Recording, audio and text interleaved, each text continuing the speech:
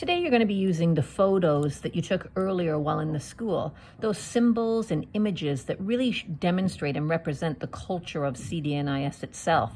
We're going to be using an app today to put those pictures into a collage effect and recreate kind of a similar appearance or a similar effect that Belinda Bath herself uses.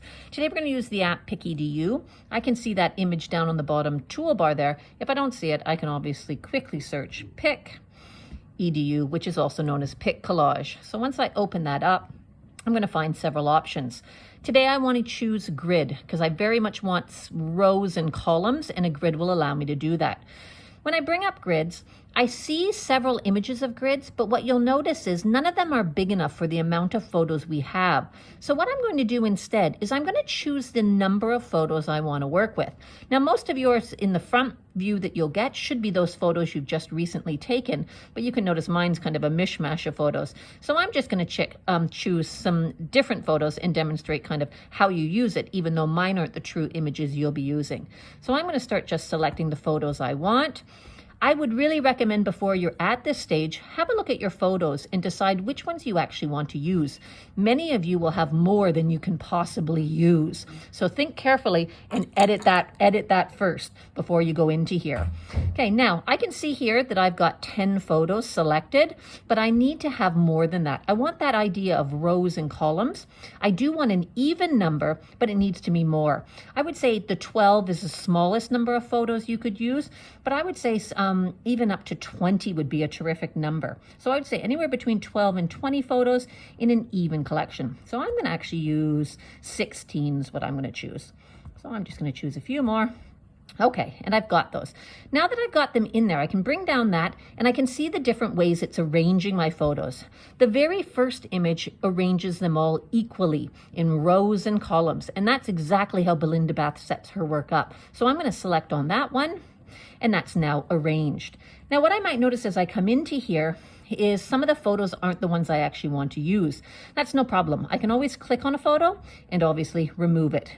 I can then go back into photos and choose a new one that I do want to use. Okay, so that's an easy change. Now, the next thing I'm going to think about is, what do I notice about the photos I've selected? Is there a color that seems to be dominant amongst all of these photos? Belinda Bath very much uses that color scheme, so we're going to try to do something similar.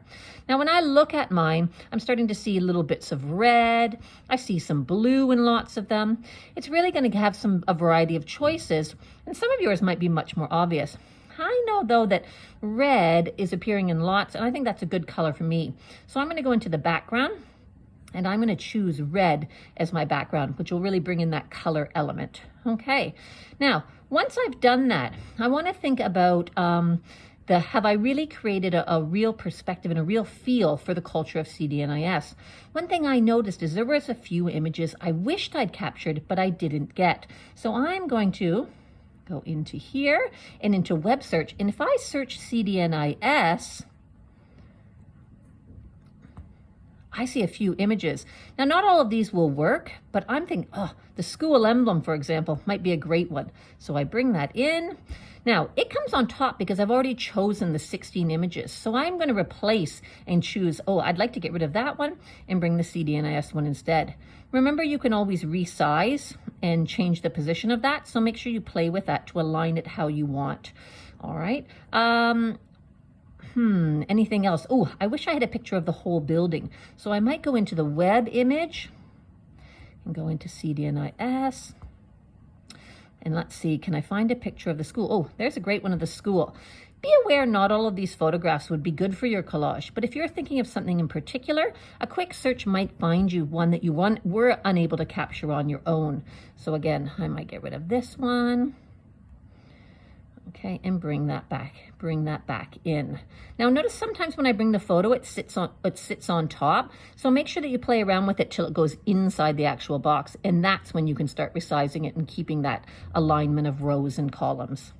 Okay, once I've got all of that, I'm going to start to look at, do I really feel like I've got that cultural feel of CDNIS? One thing I noticed, I don't have anything that represents Hong Kong. So I might go into my web search and just see, can I find a symbol of Hong Kong, because even though the Canadian school is very much a Canadian school, it is so much about Hong Kong as well. Ooh, and I can see I've got lots of choices there. So I might bring, oh, maybe that one would be a great one. I bring that in. And again, I might choose what I'm going to swap out and then delete that photo. Okay. Once you've got all the photos in your collage and they're sized to the size you want, try rearranging them.